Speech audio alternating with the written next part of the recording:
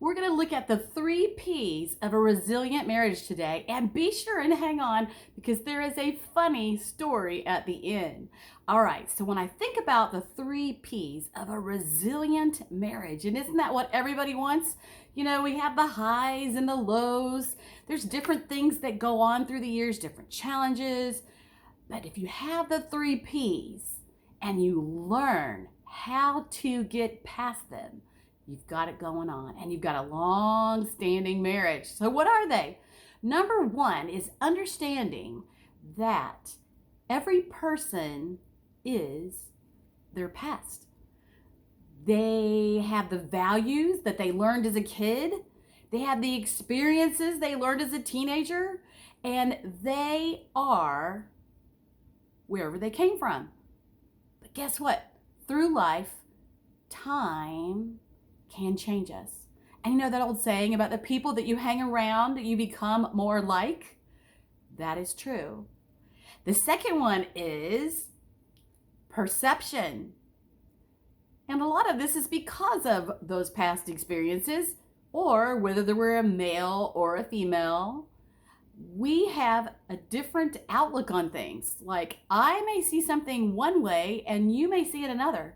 I have had instances where I said something to somebody I loved and they saw it one way and I saw it another.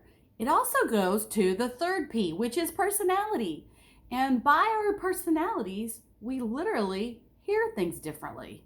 We hear things differently. Some people hear the positive side. Some people hear the skeptical side. And so the 3 P's of resilience in your marriage are: what does your past bring into your marriage? And how do you perceive things? And what is your personality style? Now let me tell you that cute little story. I'm going to use a little bit of notes on this. You know what? There's different chapters of life, and that's what this talks about.